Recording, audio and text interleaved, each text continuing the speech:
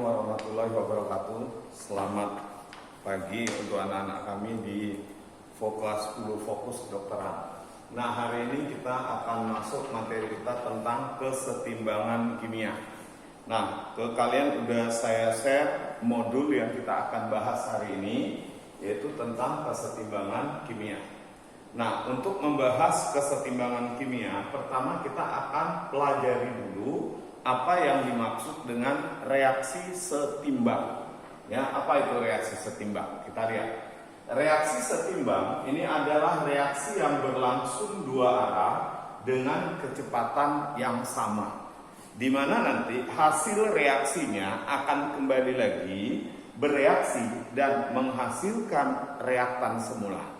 Nah, pertanyaannya, apakah semua reaksi kimia bisa menjadi reaksi setimbang? Tentu tidak. Ada reaksi-reaksi tertentu yang bisa dijadikan reaksi setimbang dan ada yang tidak sama sekali. Contoh, reaksi fotosintesis, ya. Reaksi fotosintesis itu adalah reaksi pembentukan buah. Nah, itu tidak bisa dijadikan setimbang sehingga buah itu nanti kembali menjadi air dan gas CO2. Itu nggak bisa.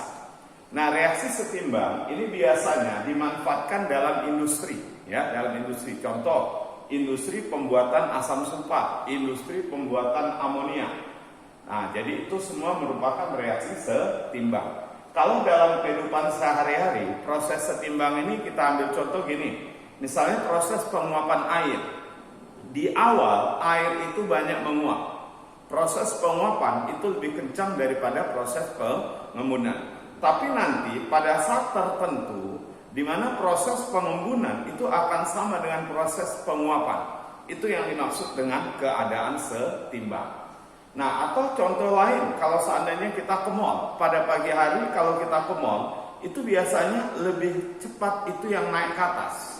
Karyawan naik ke atas, pengunjung naik ke atas, itu pada pagi hari. Tapi nanti kalau sudah jam 12, nah sudah mulai ada satu-satu yang turun buat makan siang. Nah, kemudian kalau sudah jam 3 sore, maka dikatakan setimbang. Banyaknya pengunjung yang naik itu sama dengan banyaknya pengunjung yang turun. Ya, jadi itu yang dikatakan setimbang. Ketika kecepatan naik dengan kecepatan turun sama, itu disebut namanya setimbang. Nah, kalau dalam reaksi kimia yang dimaksud dengan setimbang, itu kecepatan reaksi ke arah kanan sama dengan kecepatan reaksi ke arah kiri. Saya misalkan gini, kita misalkan zat A, ya, ada zat A bereaksi dengan zat B. Nah, ini nanti akan menghasilkan C ditambah D. Awalnya kecepatan ke kanan itu lebih besar. Ya, kenapa? Karena konsentrasi di sini sangat besar. Jadi waktu kita belajar laju reaksi yang lalu, sudah kita pelajari bahwa semakin besar konsentrasi, reaksi akan makin besar.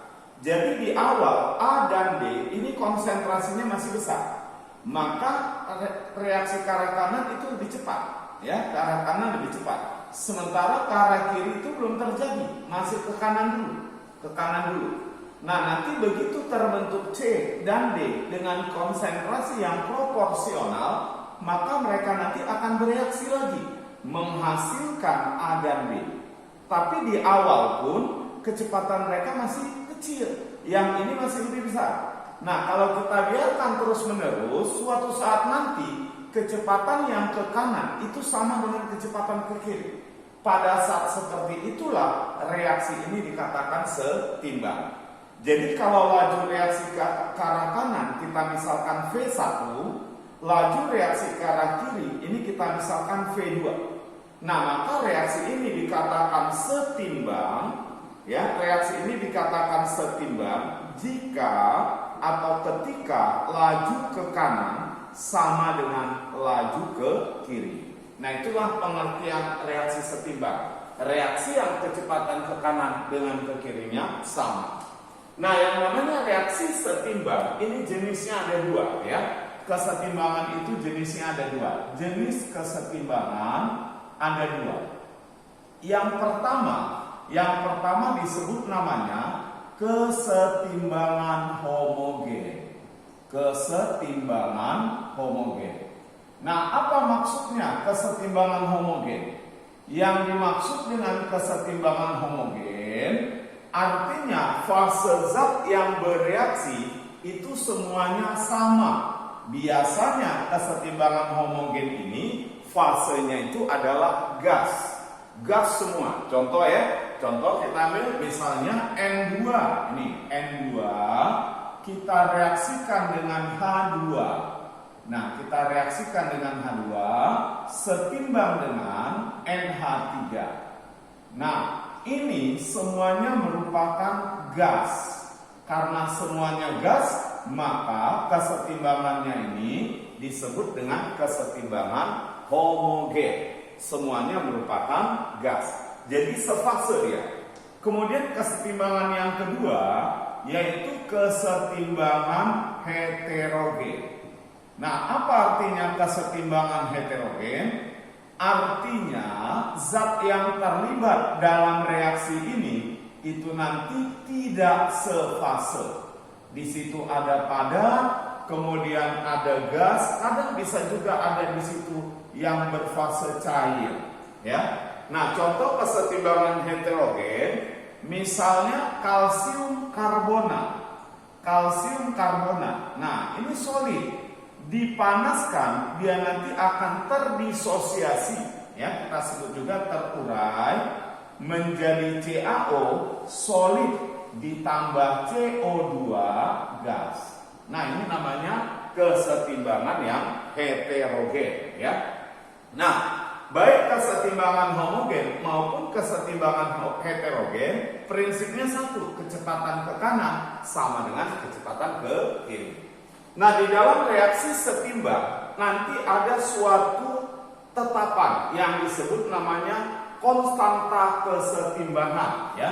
Ini disebut namanya konstanta kesetimbangan. Konstanta itu adalah suatu tetapan, ya, tetapan kesetimbangan. Nah, konstanta kesetimbangan ini nanti berdasarkan cara menghitungnya. Kita bagi nanti dia menjadi dua.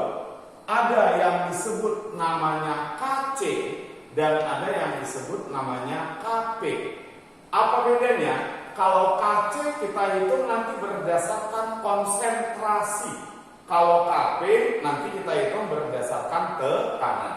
Coba kita lihat contoh, ya. Ini saya misalkan ada reaksi seperti ini, ya. Ada A, kita reaksikan dengan B misalnya, setimbang dengan C dan D. Nah, kalau ada persamaan reaksi seperti ini, bagaimana cara menentukan konstantanya? Baik, yang pertama kita bahas dulu Kc, konstanta kesetimbangan berdasarkan konsentrasi. Nah, Kc itu adalah hasil perkalian konsentrasi yang kanan dibagi dengan hasil perkalian konsentrasi yang kiri. Lalu kita pangkatkan dengan koefisien masing-masing. Berarti di sini hasil perkalian konsentrasi kanan berarti konsentrasi C kita kali dengan konsentrasi D. Nah, dibagi dengan hasil perkalian konsentrasi yang kiri, yaitu konsentrasi A dan konsentrasi B. Nah, lalu kita pangkatkan dengan koefisien masing-masing. Ini pangkat C, ini pangkat D, di sini pangkat A, dan ini pangkat B. Ini cara membuat persamaan konstanta kesetimbangan, ya, berdasarkan konsentrasi.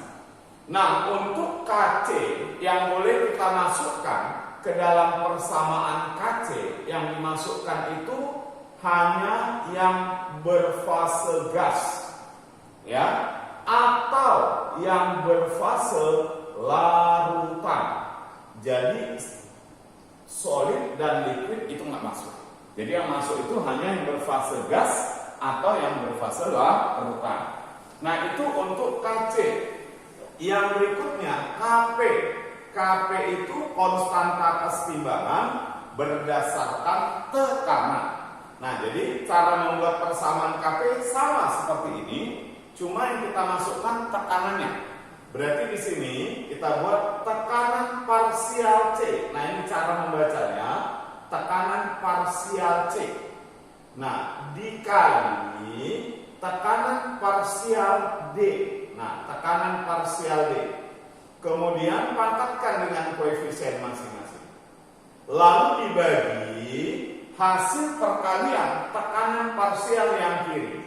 Berarti di sini tekanan parsial A, ya. Kemudian kita kali dengan tekanan parsial B. Nah, lalu kita pangkatkan lagi.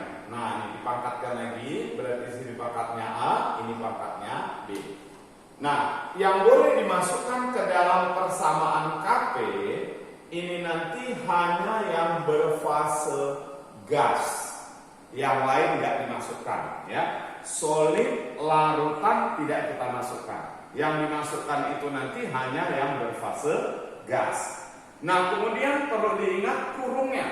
Yang ini kurungnya kurung siku, yang di sini kurungnya kurung bulat. Jadi nggak boleh ditukar-tukar. Ini kita pakai kurung bulat, salah. Ini kita pakai kurung siku, salah. Oke, baik, ini dulu. Nanti kita akan lanjutkan pada video berikutnya. Terima kasih.